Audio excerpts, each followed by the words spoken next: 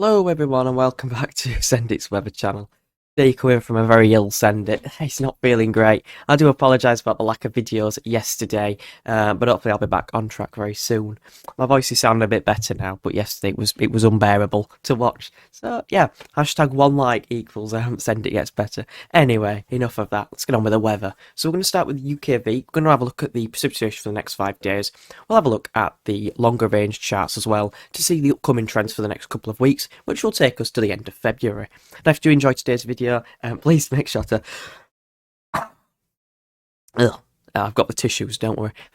Make sure to leave a like and subscribe for more. As always, I really do appreciate it.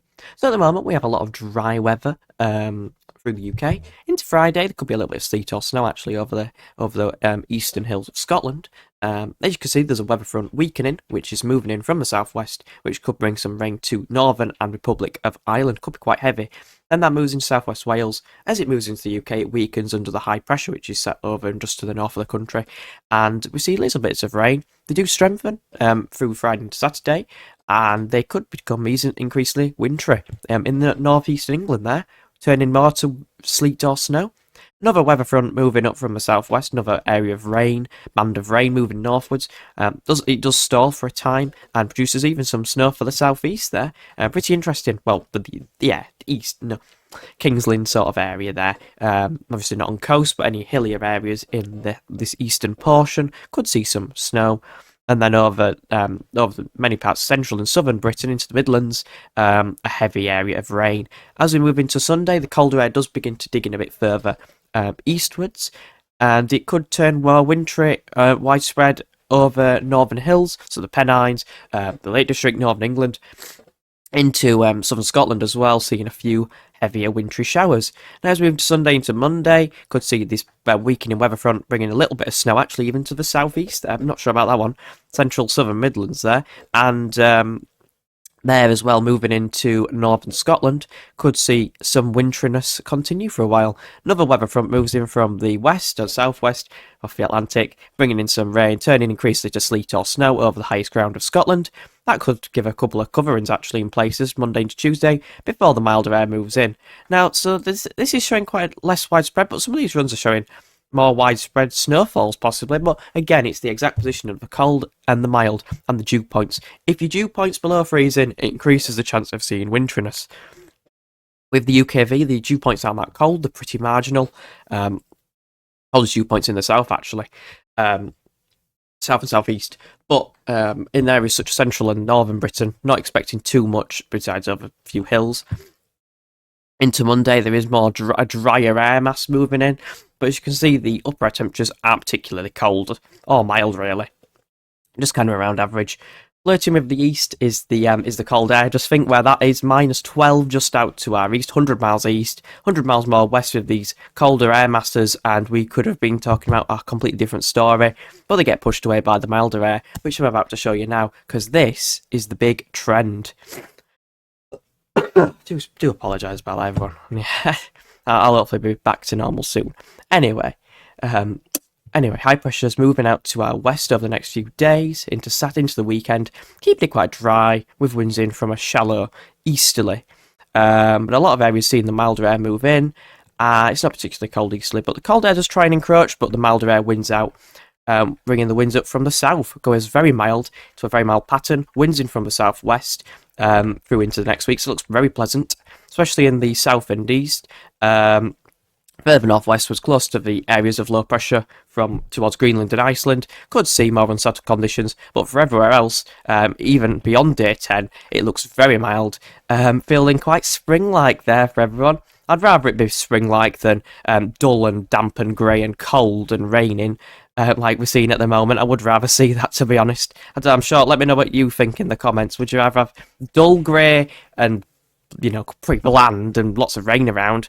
Or would you have dull, damp, cold rain, or mild spring-like conditions, 10 to 15 degrees possibly, in some parts? We'll have a look.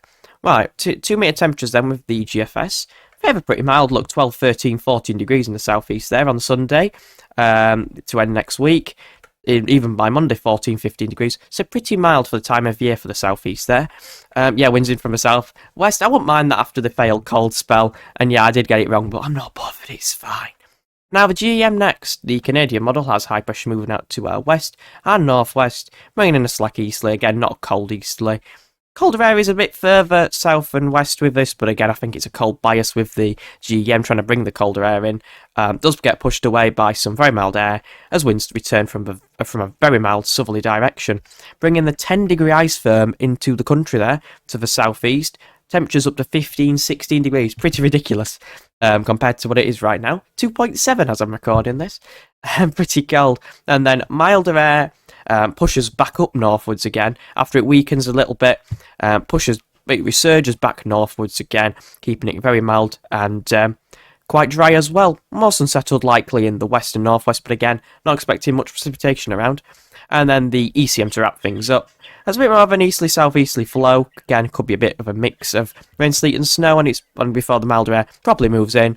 Winds in from the south and southwest into the end next week, around the 20th of Feb. Low pressures out to our west, high pressures out to our south and east, and we are pulling up the winds from a very mild southerly southwesterly wind. Temperatures with the ECM we don't know yet, but we can have a look anyway with the models. So they'll have a look at the GFS then. This is for Manchester. This is combining all the runs in the ensemble together. Basically a model run 32 times with the same starting point to see the trends and probabilities. Now what I can say here is there is a definite trend towards milder conditions. As you can see, a lot of these runs are going very mild for the time of year.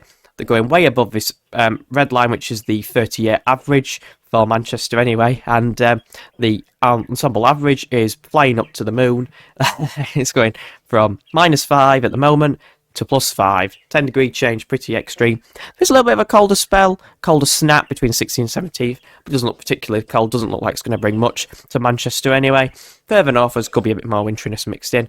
Only one run out of 32 is bringing in colder conditions to the UK. Again, please do not take that run seriously, because it's an extreme outlier. It was like 30 runs before, like a week ago, and now it's just one. So that just shows how quickly a cold spell can topple in the UK. Anyway, into longer term again, things turn more mixed, but again, it's longer term, more scatter. Can't take anything past day 10 seriously. Things might happen up to then, but we're not expecting too much. It looks quite mild, quite sunny, quite spring-like, like I said. Well, I hope you all enjoyed today's video, and thank you all for watching. Comment, like, and subscribe to get us on the road to 2,000 subscribers. And I'll see you all in the next episode. Bye-bye, everyone.